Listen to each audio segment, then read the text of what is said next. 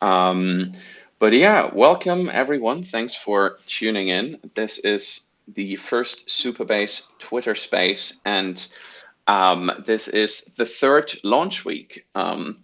So we thought we'd try out Twitter Spaces because it's more accessible for folks, especially across time zones. Australians are sort of half asleep in bed, kind of listening in on their phones, and then we probably have the US folks, potentially in their morning commute, dialing in. And I think like from the phone, it's easy enough to do that. So that's pretty nice.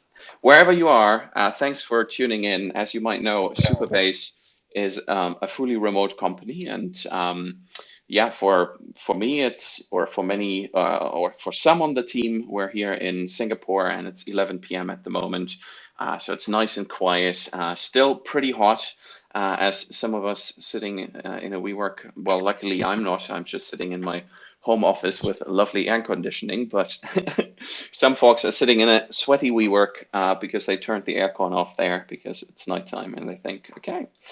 But then, yeah, the US is waking up, and so we're launching things for a whole week. Well, 5 days this week, so it's kind of a work week, I guess. But yeah, Supabase fully remote. We're kind of not really adhering to time zones as much, but with launch week, we kind of said, okay, we've been looking at our stats, sort of when people, our Supabase developers are most active, and it turns around, it's around kind of 8 a.m. PT. So yeah, hopefully we'll see some folks tuning in. And today is Community Day, and we've done this before in the last in the last Supabase launch week. Community Day is really kind of the idea of sort of shining a light on all the different communities that Supabase sort of touches, encompasses. So we kind of like to think that, at Supabase, we're kind of building a community of communities. As you might know, Supabase is fully open source, and we're kind of using existing open source tools as much as possible, and then contributing to these open source tools. So pretty much anyone working at Supabase is an open source engineer, and so we're using a lot of different open source tools under the hood to sort of make all the different Supabase features possible. And so we're kind of building this community of communities where we really want to get a lot of developers from various different backgrounds involved in kind of around Supabase, and that's really what the Community Day is about. And yeah, as you might know, kind of all the different Supabase features and functionalities are orchestrated by the Kong API gateway. And so in this Supabase, that's kind of our spotlight, is the Kong API gateway. And so we've invited Vic from Kong, who's a developer advocate over there, to give us kind of a little intro to Kong and what the API gateway is. And just for you, if you're sort of a normal user of our hosted offering, then you probably don't really need to know this because you're likely never going to touch it. But still, it might be really good to know kind of what are the different tools. And so, Vic, yeah, if you're up to it, maybe you can give us just a quick introduction to Kong and sort of see how different companies are using it, and maybe even tell us a little bit about how Supabase is using it. Hey, thanks so much for inviting me here. It's great to be here. It's probably one of my also first appearances at the spaces. I didn't know that this is still a thing. Usually, the new features just appear and after that they killed off, but looks like it works fine. So excited to be here. Hello, everyone. I'm coming to you from New York area. Technically, it's New Jersey, but it's really close to New York, and it's pretty cold here. So, when the people complaining about hot stuff, I'd rather be somewhere nice and warm and where it's not so cold. Um, yeah. So the good question about this API gateway, and sometimes people when they're asking this, like, what is that? Essentially, I would say everything starts with design pattern, and the people tend to be the learning things from certain design patterns, and design patterns help us to establish a common vocabulary in terms of what particular term means and or whatnot. So I would say before we go into the software, I think the API gateway design pattern, it's actually just like additional network hop in in a route of the request, and you can do multiple things with this. So the simplest possible example here is reverse proxy. Essentially, you're doing something, you're logging this request, you're writing this somewhere in the log, and you know this. That's a very simple example. Like you catch this request, you just write this in a file, and after that, pass it through to underlying upstream service. Um, that's with the simple things. Now, with the when you have some software in between, you can do multiple interesting things with this, and some of the um, things that people do in this is some of the routing. So usually API gateway is used as the single point of entry for requests for users, for clients to communicate with.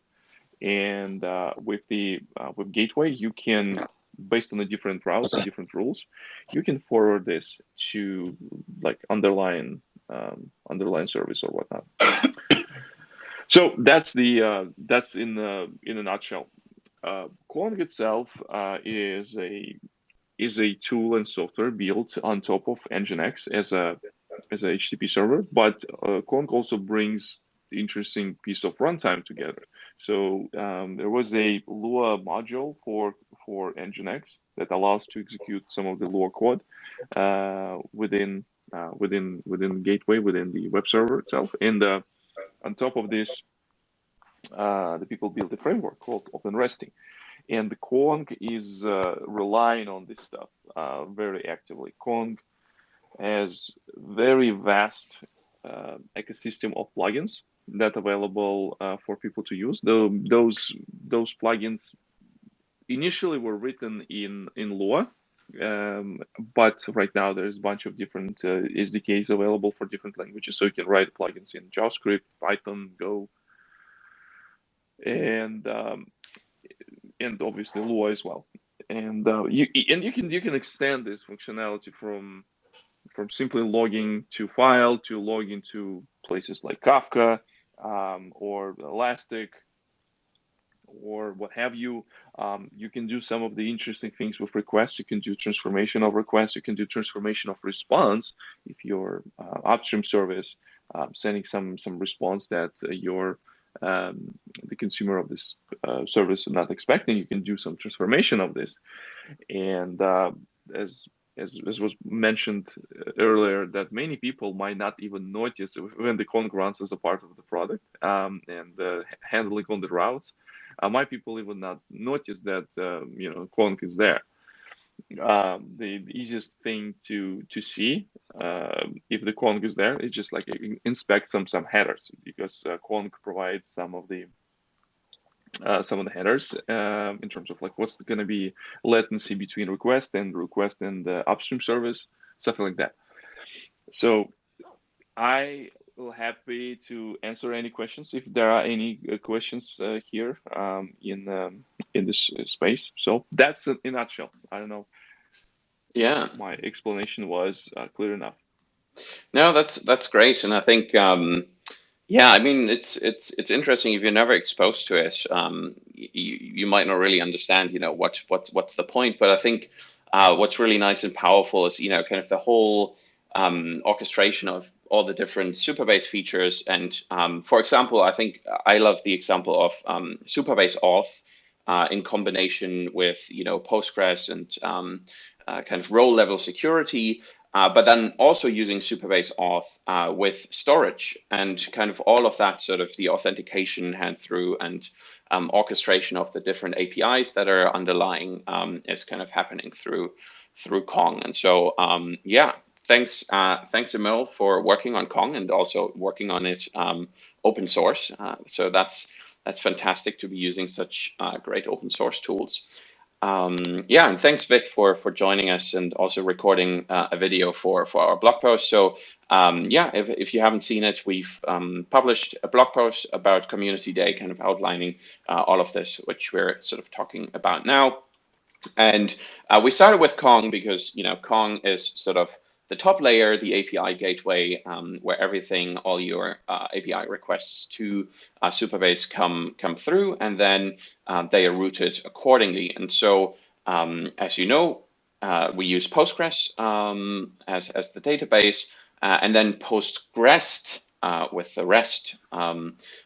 To spin up the API and handle kind of the API requests and hand them through to the database. And there's some fantastic updates, and all these projects are also open source. And let's actually go along. So PostgreSQL 14, a recent update, and one of our Postgres engineers, Gurjit, has written a blog post about this. And Gurjit, I think you're here, so maybe you can give us just a quick rundown of sort of some of the nice new things. Your blog post is called "What Every Developer Should Know About PG14." So yeah, Postgres take it 14. away. Thank you, Thor. Hi, everyone. So those of you who don't know me, I have been a contributor. I wouldn't say a long-term contributor, but I don't know if 10 years plus counts as a long time. I started contributing to Postgres in around 2006. And for one reason or the other, I stopped kind of contributing because other things took priority when I joined a couple of companies like later in my career around 2016. But thankfully, Supabase, I have joined Supabase. They have hired me to focus completely on open source. And it's been 3 months. It has been a great time here at Supabase. And I look forward to kind of participating more on in the Postgres community on behalf of Supabase. So speaking of Postgres 14, it was recently released. This is the latest major release of Postgres, and it comes with quite a few nice features. And this is the cadence that Postgres community has adopted since the last few releases. So they release a major release every year around fall season of the year, so that everybody has an expectation as to what to expect, when to expect when the next release of Postgres comes around. And this year in Postgres 14, they have released some nice improvements to the JSON data type. And the users of Postgres would know JSON. JSON is a data type that's heavily used and heavily popularized by NoSQL databases like MongoDB, etc., and all the competitors that they had. So as a result of that, as a response to that community need, Postgres also included JSON data type. But a couple of years later, after initially releasing JSON, community also added a data type called JSON-B, a binary representation that has a great performance compared to the plain JSON data type, and also has quite a lot of indexing capabilities. So those of you who are using JSON in Postgres but not leveraging the benefits of JSON-B, I would highly recommend that you start using JSON-B. So these that Postgres has released, they apply to both JSON and JSON-B. They have also released, Postgres has also released a feature around disjointed data ranges, wherein you would have ranges of a range data type. It's also a recent kind of addition added. But in that range data type, you could not specify a disjointed range, in the sense you could specify a begin and end, but not a disjointed set of ranges. But now with this addition, now you can specify ranges that are not contiguous ranges.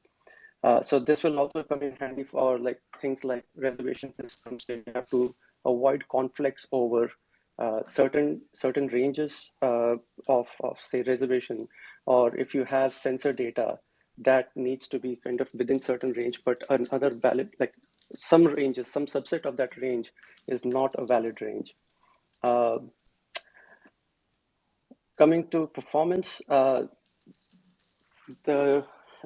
a nice addition to the libpq. It's not a protocol level change. So the Postgres protocol is at version 3 right now, and it has been so for about last 10 years or so.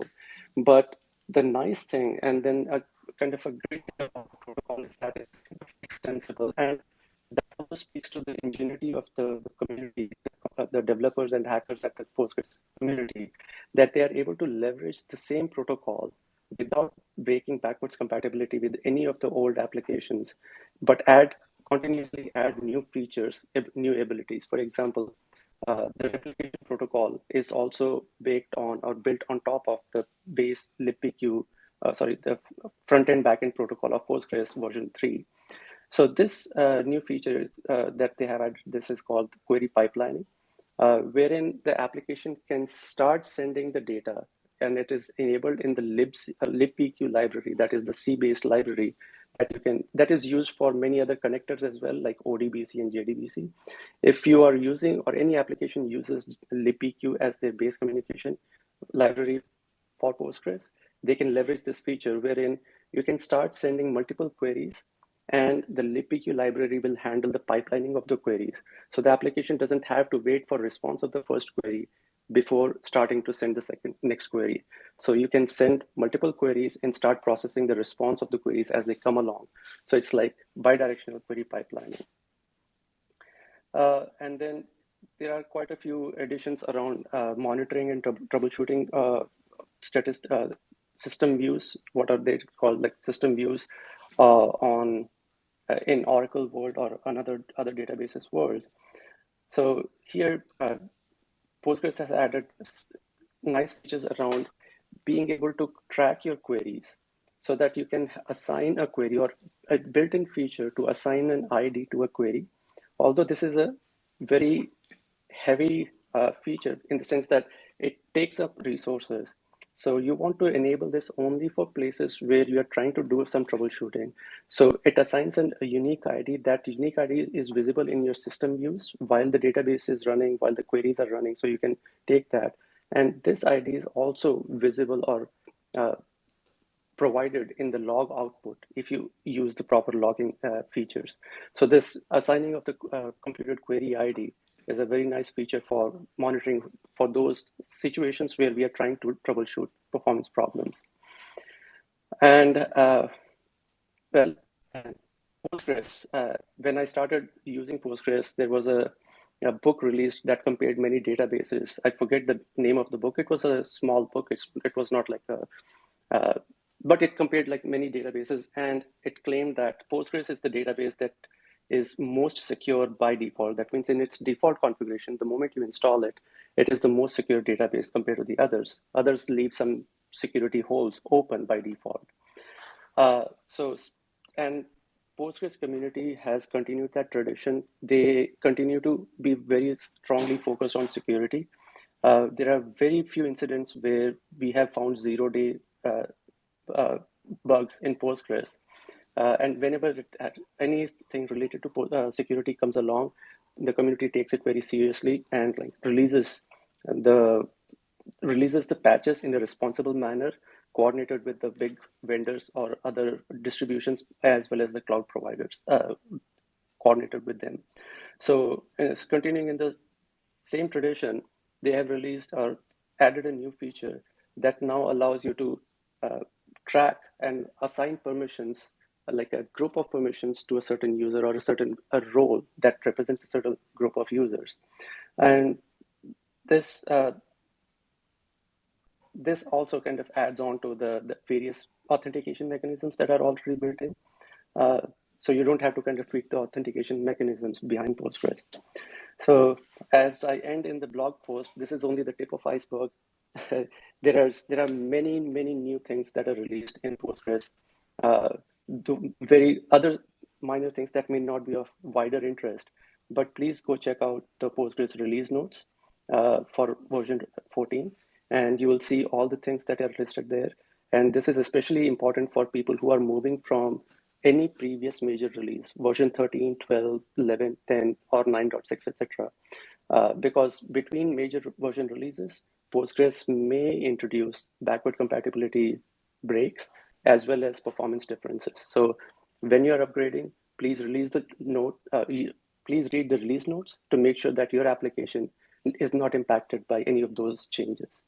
With that thought, I'll give it back to you. I hope that wasn't too long. Brilliant. Yeah. No, I mean, I think if you're listening and that went a little bit over your head, as some of it for me, just rest assured that you have the power of Postgres at your fingertips. But Supabase, kind of our mission is to make all the powerful things that are in Postgres easily accessible with additional projects on top. And one of those projects is Postgres, which we provide to automatically spin up the API for your Postgres database. And we actually have some nice updates, and one of the main contributors to Postgres here, Steve, if you just want to maybe run us down kind of the new things with the Postgres 9 update and sort of how that interacts with PG14. Yes. Hey all. I'm Steve. I've been the lead maintainer of Postgres for about 3 years now, and I work for Supabase developing and maintaining Postgres, and also developing some PostgreSQL extensions on the side. And yeah, so I'll be talking about Postgres 9. You can see some highlights at the Supabase Community Day blog post and full release notes at the postgres.org site. And so first of all, Postgres 9 has PostgreSQL 14 compatibility. If you ever used Postgres HTTP context features, you can get JWT claims and HTTP headers at the SQL level using the current setting function call. And you can get a particular setting by name using, say, to get a particular JWT claim. You can call it like current setting, open parentheses, and request.jwt.claim.custom dash value. And this has been working fine until PostgreSQL 14. PostgreSQL 14 tightened up its settings naming scheme, so dashes cannot be used anymore as identifiers. So Postgres 9 had to change its settings names accordingly. So for the case of JWT claims, you'll now have to get them by calling them as request.jwt.claims, and this will be a JSON value. So you can use PostgreSQL arrow syntax to get a particular claim. And it is the same for headers. And this breaking change will only affect Supabase users if you ever done custom functions using these settings, maybe for RLS or other auth related functionality. At Supabase, we do use these settings for our own auth functions, but no user will be affected by this change because we abstract the current setting call on our own wrapper functions like auth.uid or auth.role. And yeah, this is the only breaking change on this release. And next, we have a much requested feature from the Postgres JS users, and that's doing inner joins when querying foreign tables. So if you use the Postgres resource embedding, you have noted that filtering with any of its operators only filters the embedded table, not the top level table. So in Postgres.js, when you do, say, from call messages, select open parentheses ID, comma, users, and that you apply that an equal an EQ operator to users.name, and this doesn't filter the top level table, like that's the messages table, which is basically the equivalent of a left join. So now you can do an inner join and filter the embedded table by using a special syntax. That's basically the name of the embedded resource plus an exclamation mark followed by the inner keyword. And besides those, we also have some other features like full support for partitioned tables. You can do embedding on them and also upsert. And we also have a way to post raw binary and text to functions by using a convention on PostgreSQL functions that have that are declared with a single unnamed parameter. There are also other minor features like improved error messages and some improvements to horizontal filtering. You can check those at the Postgres release page. And yeah, those are the highlights of the Postgres 9 release. If you have any questions, just let me know. Perfect. Thanks so much, Steve. Yeah, I mean, when I first heard about Postgres and actually used it with the Supabase client libraries, it was pretty mind-blowing because, you know, setting up an API for your data isn't always that straightforward, and Postgres makes that pretty straightforward. And then hosted on Supabase, it's pretty much a one-click thing. So that's pretty sweet. Thanks everyone for, you know, anyone who's working on Postgres or Postgres. You're really giving us so many powerful tools. It's amazing. And with that, we'll switch gears a little bit, and we're heading to our partner ecosystem. And so we've added a new community partner called GitGuardian. And as you hopefully know, you know, your service role keys. So when you work with Supabase, you have different API keys with different access levels. So the anon key is generally what you can use in your client application to, you know, use sort of fetch your data, update your data, all that. And your row level security policies work together with your auth when you use the anon key, and your data is secure on the client side. Now, there's another key that is the service role key, and it has the service role in Postgres. So it really is kind of a super user, and that means the role level security policies that you have defined are not in effect for that kind of super user key. So you really want to make sure to keep that service role key as secret as you can, but that is not always so straightforward. And so GitGuardian is a great integration here, a great tool that helps developers keep more than 250 types of secrets secure and out of their source code. And I think we have, let me check, Mackenzie Jackson from the GitGuardian team here. Do you just want to give us a quick update on that integration and kind of what it does?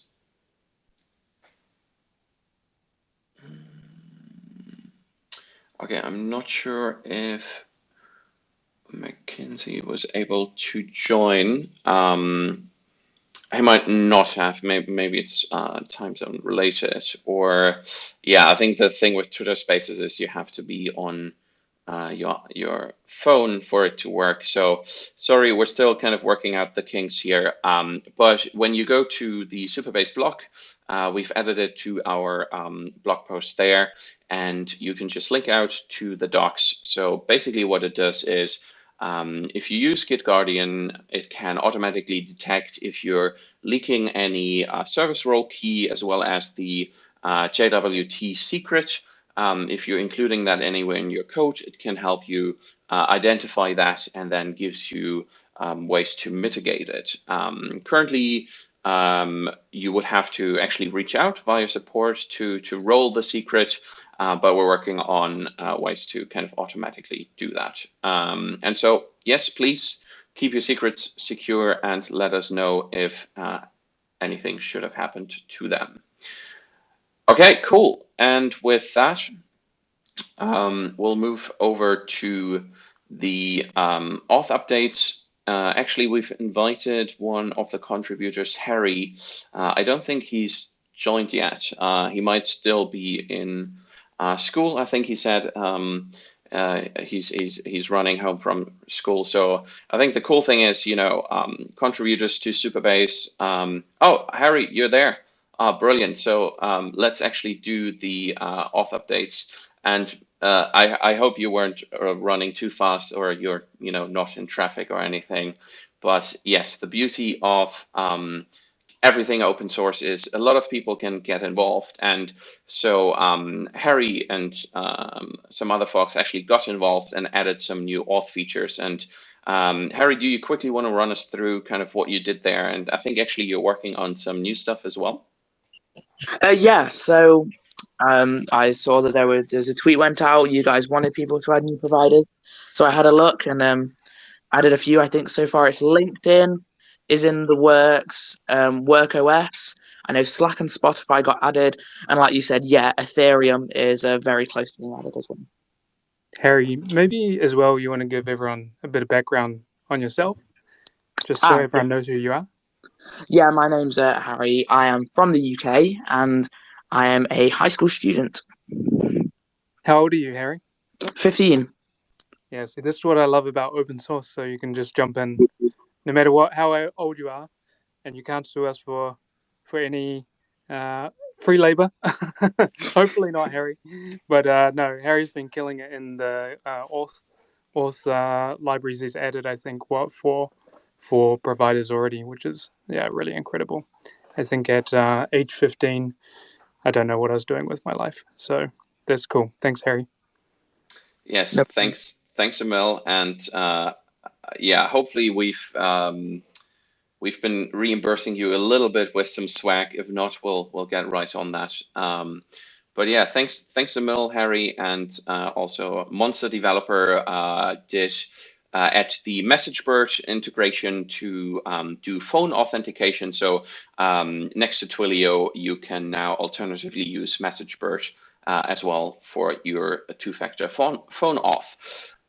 So that is pretty fabulous. Okay, I think we actually have, let's see, Git Guardian. Yes, Mackenzie, are you on the line? Do you quickly want to maybe run us down? Okay, we're jumping back now to the Git Guardian integration, and maybe give us some context on how you do that with Git Guardian. Yeah, sure. Thanks. Sorry about that before. I was first time here on Spaces, so I didn't realize you had to be on your phone. So I was screaming into my computer trying to, but never mind. We're here now. Yeah. So yeah. Well, firstly, thanks so much for inviting us. So I mean, as you said before, at Git Guardian, we're really about trying to protect the open source community and also developers and organizations at large from what we call secret sprawl. And that's kind of the unwanted distribution of secrets. So we're talking about API keys, security certificates, and things within this nature. And we're really excited to be able to partner up a little bit with Supabase here too, so that we can, with a very high accuracy, detect when these Supabase keys, specifically, the super admin level keys, the service role JSON web tokens, there when they kind of leak into source code or end up in unwanted places that you cannot control. These are obviously highly sensitive kind of objects and tokens that grant access to kind of deep into your application. So making sure that we're protected from accidentally leaking these is really important. And it happens. We're all humans. Mistakes like this are almost never malicious, but they can really kind of give access to a malicious actor that's trying to find their opportunistic ways inside organizations. So we're really happy to kind of be working with Supabase on this project to be able to help keep the open source community and also organizations and developers at large kind of secure from this issue. Brilliant. Yeah, I mean, yeah, leaking your secrets, we know it's very painful. Previously, I was working at Stripe, and that's where it's especially painful because you're potentially losing a good amount of money, but not just losing money. Losing data is very, very critical. Keeping your data secure. So yeah, if you're looking for a solution for that for your team, and just kind of as your team grows, it gets to make sure this doesn't happen. So GitGuardian can help you with preventing this. Brilliant. Thanks a million, Mackenzie. Thanks for working with us on this. And yeah, we're always excited to work with more partners and kind of present new partner integrations. So if you have any idea for partners that would be exciting for the Supabase ecosystem, do let us know. You can always just tweet at us, and we'll probably make a meme out of it. Great. Brilliant. So let's actually move. So we had the auth updates, and I think that's a good way. So auth updates, community contributions, and we actually have something that we call the Super Squad. So the Super Squad is an official kind of Supabase advocacy program. And it's really, if you like Supabase, if you contribute to Supabase, you're doing amazing things. Like Harry, for example, we want to add you to the Super Squad. So that really means you can get more access to the crazy people that are working at Supabase, if that's really something that you want. But maybe that's nice. But yeah, we do give out special swag, and currently we've got the program limited to I think 20 folks. Where Supabase is not much more than that, so we're kind of trying to balance it. But yeah, it's a great way to get involved, and so folks like Harry and other amazing contributors are in the Super Squad, and so we have some updates here.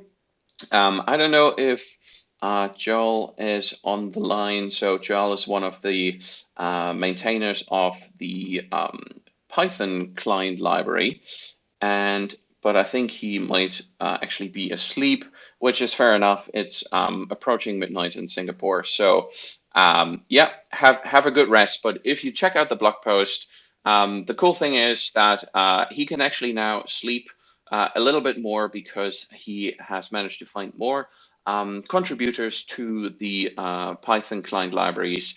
So thank you, Drynon, Anand2312, and Lanier. Really fantastic to see folks kind of all over the globe from all different locations jumping in and working together. I really love that. And so, yeah, the go-through Python client has been rewritten and is now on feature parity with go-through.js. There is more things to check out.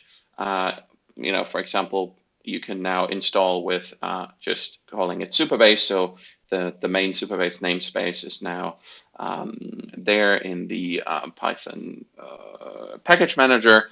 And then also the storage, Supabase storage client is working as part of the main Supabase client library, and eventually will be extracted out into kind of a standalone library. But what I really love is there are so many folks out there contributing client libraries for all kind of different shapes and sizes and flavors of backends and environments. And I think even there's like a Rust client in there, kind of C# for anyone who likes that, that stuff.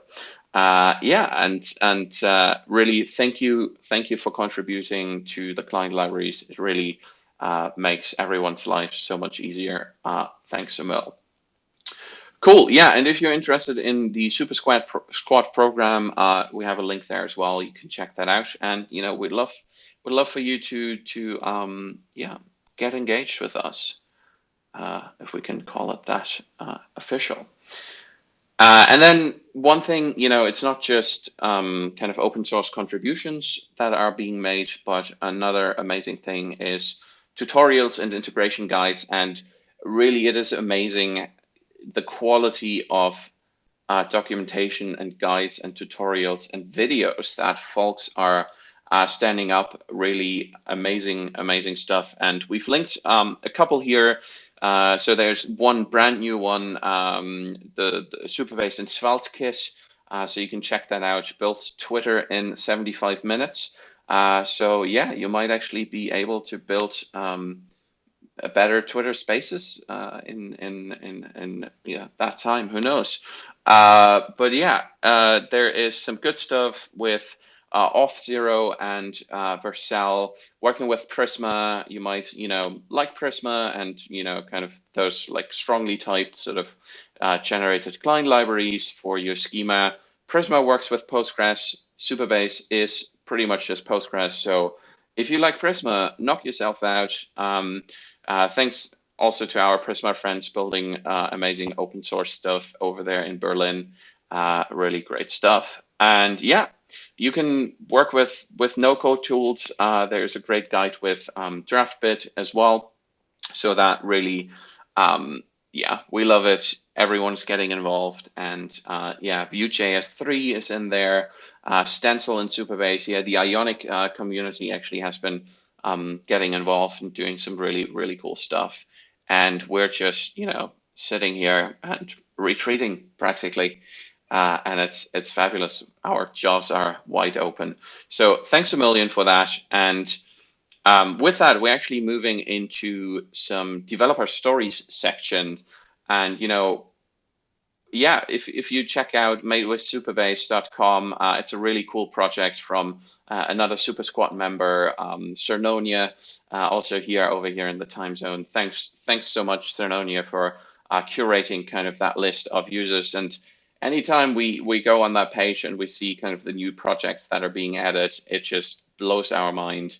And so we actually reached out to some of you and kind of asked if you can maybe tell us a little bit more about what you're building and how you're building it.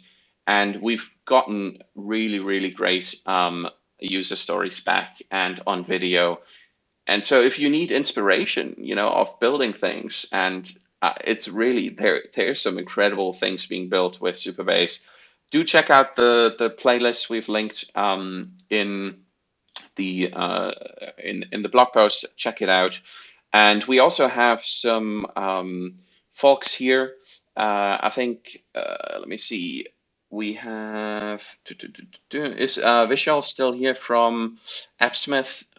Maybe we've been going too long and he's dropped out and went to sleep. So, but we've got Kenneth here, who's building Slip.so, fantastic platform for building developer content and kind of interactive courses. Kenneth, maybe can you give us a little bit of a rundown what you're building, how you're using Supabase, and how it's working, how it's going. Oh, and I think Vihar is still here as well.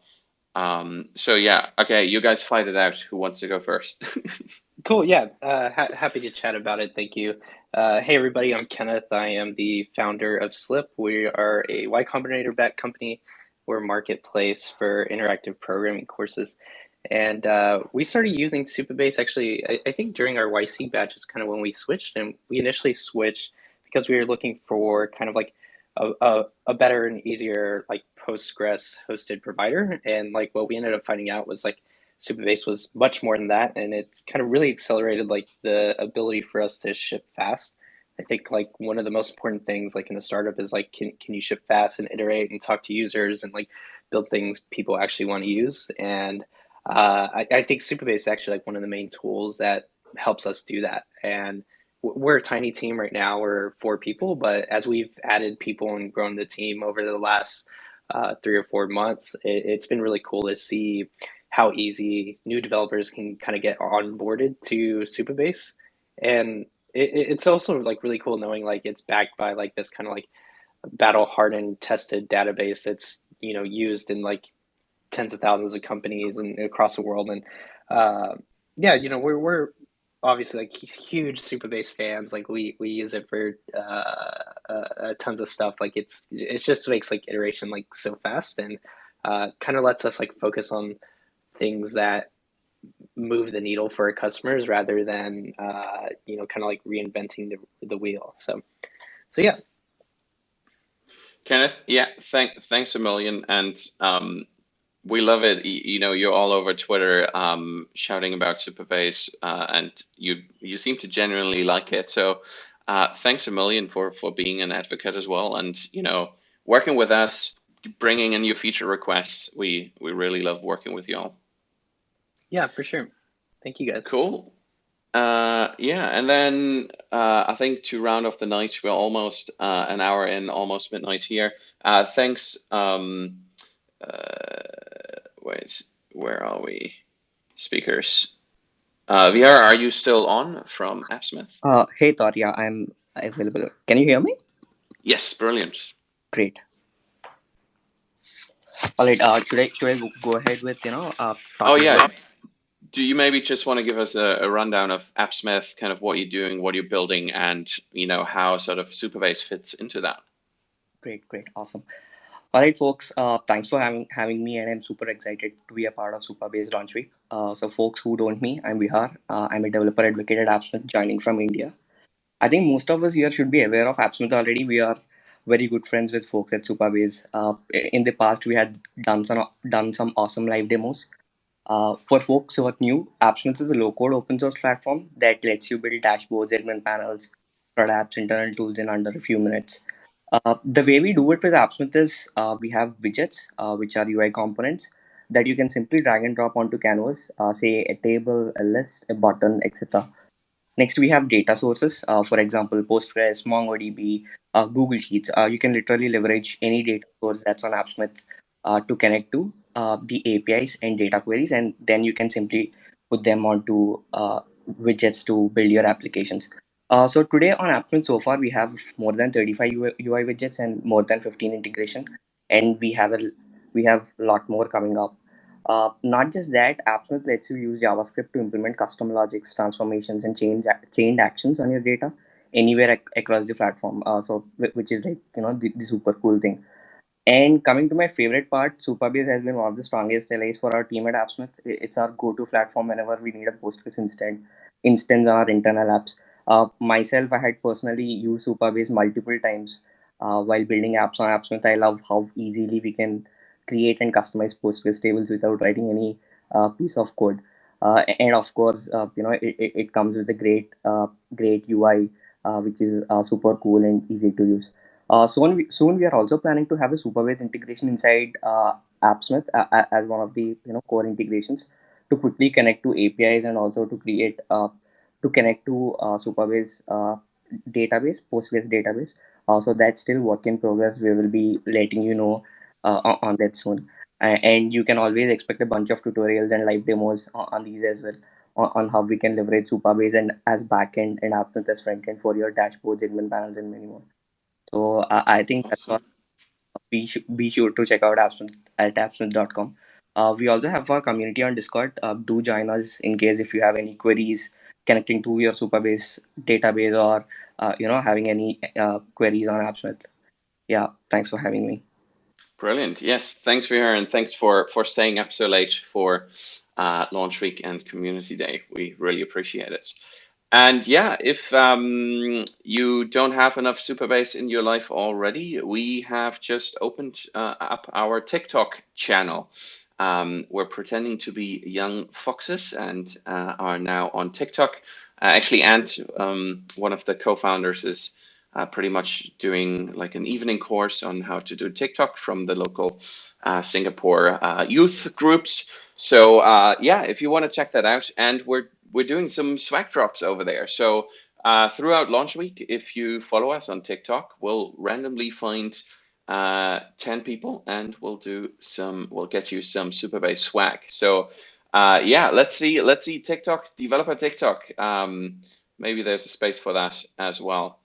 Okay, and now, what is launch week? If you haven't been part of a launch week before, what can you expect from launch week? And, maybe Paul, do you want to tell us a little bit what this week will look like?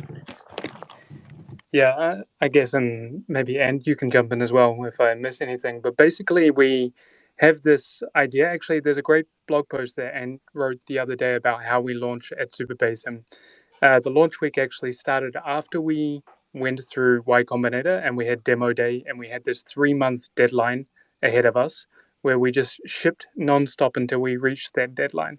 So we decided after Y Combinator that we'd do a very similar sort of thing where we'd set a deadline for 3 months in advance, and then we'd ship just like mad until we reached that deadline, and then we'll just sort of announce to the world whatever it was that we had shipped. And eventually it evolved from shipping one thing to shipping one thing every day for a week. So we've done this now 3 times. This is our 3rd launch week this week. And from here, you'll see 4 or maybe actually a few more features and one major thing every week. And then usually on Friday, we have kind of a one more thing, and sometimes it's a few more things. So tomorrow is actually one of our most requested features since day one. It's been a long time coming.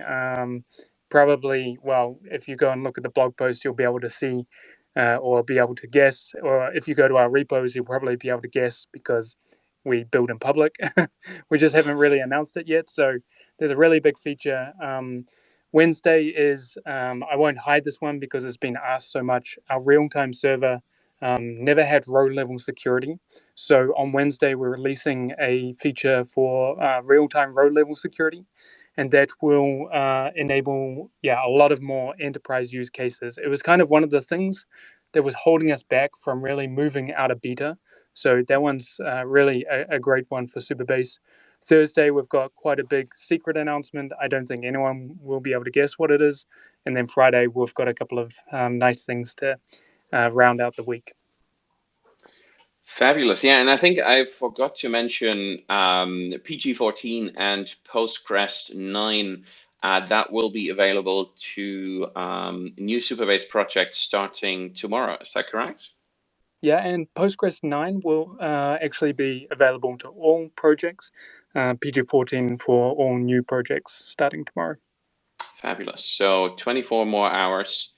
Yeah, so we're pretty much shipping a lot more than just one thing every day, but well, we'll just cram it all in. Okay, fabulous. We're approaching midnight here in Singapore, so we now have to get ready to ship the things for Tuesday because it's almost Tuesday over here. So that's what we'll be doing, and pretty much we'll be doing a Twitter space every day of this week. It won't be this long every day, but we're basically just running through what we shipped, and we'll be talking with the folks that have shipped it. So that is what we'll be doing on Twitter, and leading up to the Twitter space. So the Twitter spaces will be 7 a.m. PT time every day, and leading up to it roughly around, maybe 6:30 a.m. PT time. So half an hour prior, will be on our Discord. So discord.supabase.com. If you head over there, you can see us basically getting ready to ship things, and you can see kind of what's our process. How do we release blog posts? How do we merge PRs? All that fun stuff. So you can find us there on Discord, and then 7 a.m. PT every day here on Twitter Spaces. Thanks a million for tuning in, and do let us know if this Spaces stuff is sort of useful, and if you enjoyed it. We'll be trying it out, and we'll see.